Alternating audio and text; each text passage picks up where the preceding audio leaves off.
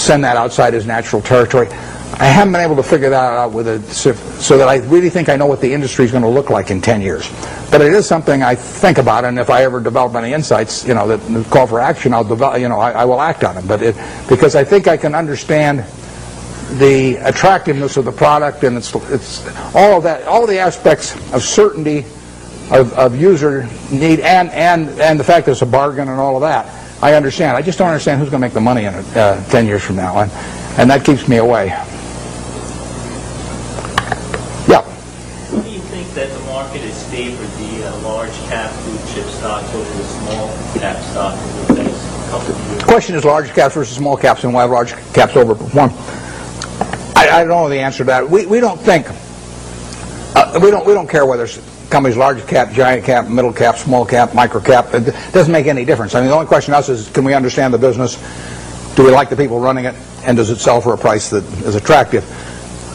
From my personal standpoint, running Berkshire now, because we've got pro forma for Gen Re, I don't know what we have, maybe 75 or 80 billion dollars to invest, and I only want to invest in about 5 things, so I'm really limited to very big companies. But if I were investing $100,000, I wouldn't care whether something was large cap or small cap or anything. I would just look for businesses I understood. Now, I think that on balance, large cap companies as businesses have done extraordinarily well the last 10 years, and way better than people anticipated they would do. I mean, you really have American business earning close to 20% on equity, and that's something nobody dreamed of, and that's being produced by very large companies in aggregate. So you've had this huge revaluation upward because of lower interest rates, and then much higher returns on capital. And if American business is really a bond, disguised bond that earns 20%, has a 20% coupon, it's much better than if it's a bond with a 13% coupon. And that's happened with big companies in recent years. Whether it's permanent or not is another question. I'm skeptical of that, but I don't. I wouldn't even think about, except for questions of how much money we run, I wouldn't even think about the size of the business. A good small See's Candy was a $25 million business when we bought it.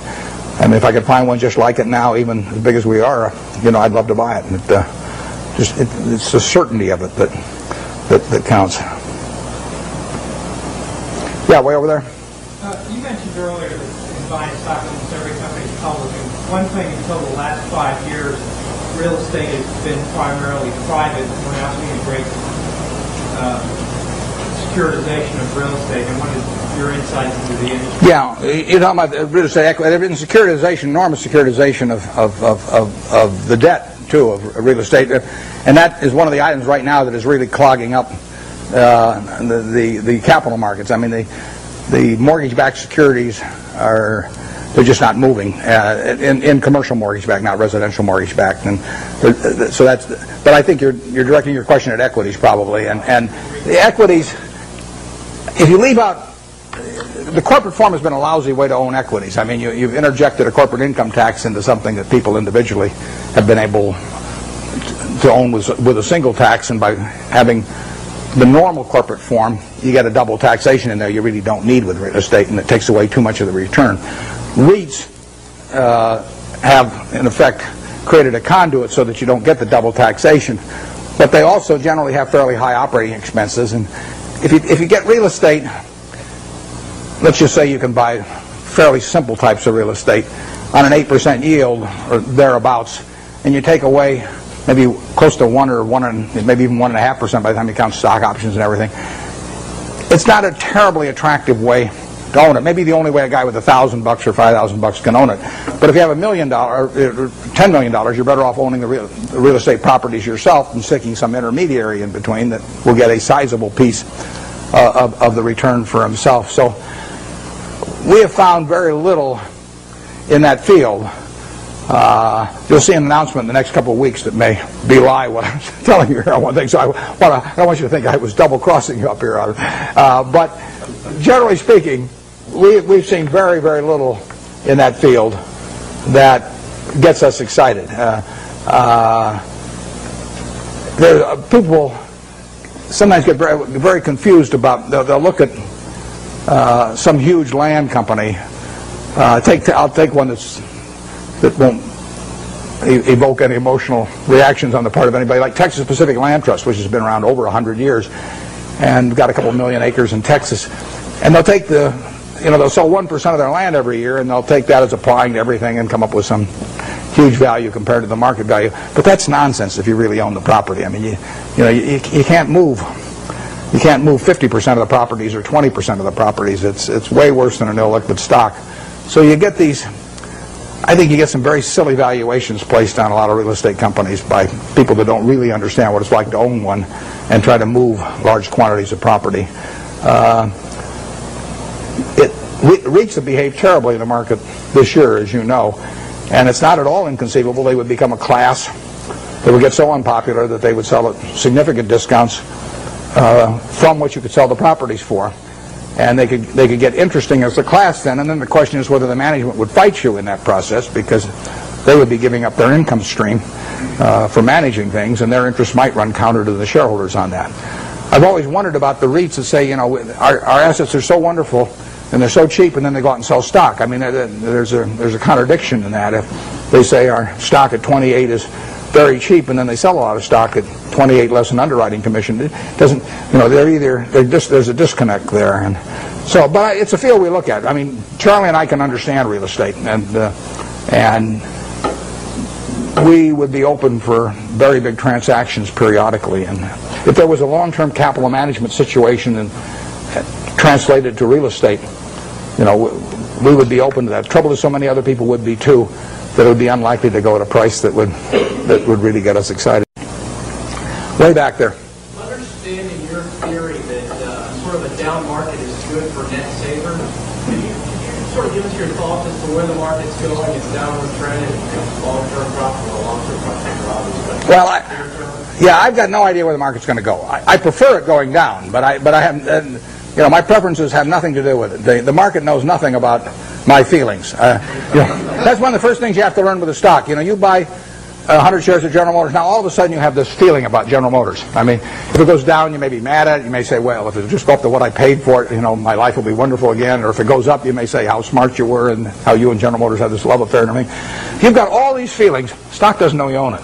Stock just sits there. It doesn't care what you paid. It doesn't care that you owned it or anything. So any feeling I have about the market is not reciprocated. I mean, it is the ultimate.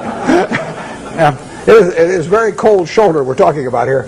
And anybody that is going to be a net saver, practically everybody in this room is more likely to be a net buyer of stocks over the next 10 years than they are a net seller. So every one of you should prefer lower prices.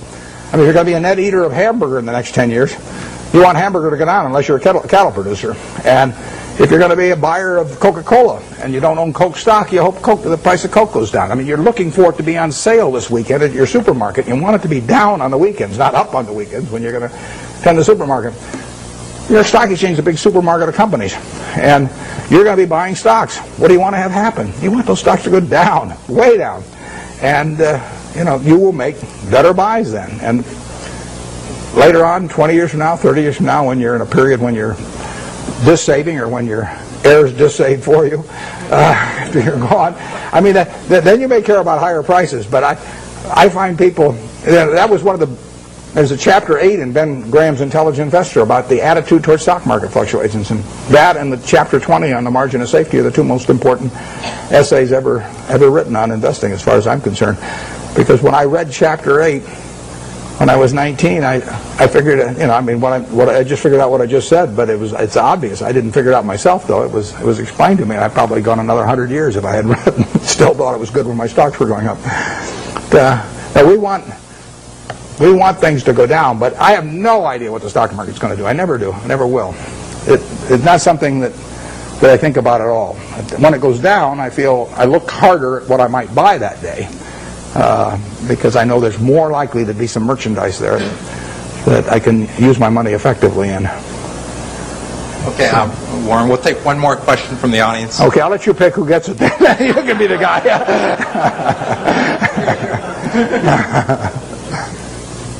What's the question? Okay, right back there. If you repeat it again, starting your life again, then what would you like to do to have a happier life? Yeah, I would say, and this is going to sound disgusting. The question is, what would I do if I were going to live over again and have a happier life? The only thing I might do is select a gene pool where people live to be 120 or something that I came from. But I've been extraordinarily lucky. I mean, I use this example. I'll take a minute or two because I think it's worth thinking about a little bit. Let's just assume that it was 24 hours before you were born, and a genie came to you, and he said, Herb, you look very promising, and I've got a big problem. I've got to design the world in which you're going to live. And he said, I've decided, the hell with it, it's too tough. You design it. So you've got 24 hours. You figure out what the social rules should be, the economic rules, the governmental rules, and you're going to live under those, and your kids are going to live under them, and their kids are going to live under. And you say, I can design anything? And Ginny says, yeah, you can do it. And you say, well, there must be a catch. He says, well, there is a catch. You don't know whether you're going to be born black or white, rich or poor, male or female, infirm or able-bodied, bright or retarded. All you know is you're going to take one ball out of a barrel that's got 5.8 billion. You're going to participate in what I call the ovarian lottery. You're going to get one ball out of there. And that is the most important thing that's ever going to happen to you in your life, because that is going to control whether you're born here or in Afghanistan, or whether you're born with an IQ of 130 or an IQ of 70. It's going to determine a whole lot. And you're going to go out of the world and you're going to have that ball. Now, what kind of a world do you want to design? Well, I think that's a good way to look at social questions, because not knowing which ball you're going to get, you're going to want a ball that you're going to want design a system that's going to produce lots of goods and services, because you're going to want people on balance to live well. And you're going to want it that produces more and more, so your kids live better than you do and your grandchildren live better than the kids. But you're also going to want a system that, if it does produce lots of goods and services, does not leave behind a person that accidentally got the wrong ball and is not well wired for this particular system. See, I'm ideally wired for the system I fell into here.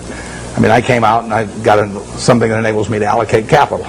You know, nothing so wonderful about that. If all of us were stranded on a desert island, you know, we all landed there and we're never going to get off of it, the most valuable person would be the one that could raise the most rice, you know, over time. And you know, I could say, well, I can allocate capital. How about paying me?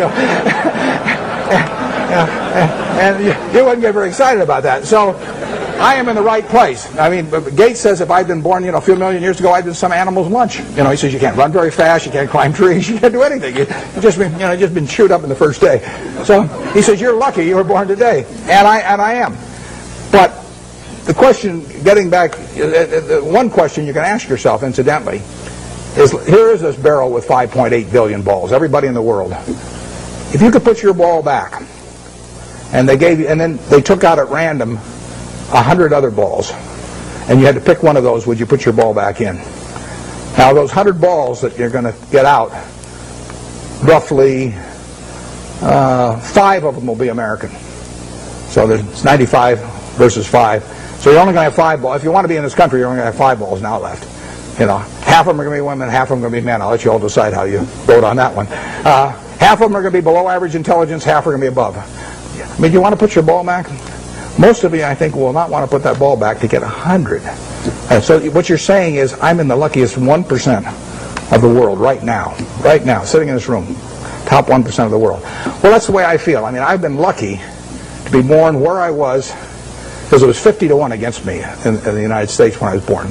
Lucky with parents, lucky with all kinds of things, and then lucky to be wired in a way that in a market economy pays off like crazy for me.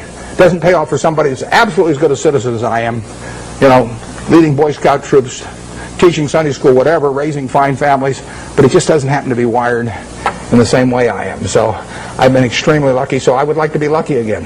And if I'm lucky, then the way to do it is to play out that game and do something you enjoy, you know, all your life, and be associated with people you like. I only work with people I like. You know, I don't. If I could make it $100 million by buying a business with some guy that caused my stomach to churn, I'd say no, because I say that's just like marrying for money, which probably isn't a very good idea in any circumstances. But if you're already rich, it's crazy, right? So, I am not going to marry for money. So I would really do almost exactly what I've done, except I don't think I'd have bought the U.S. Air. Thanks.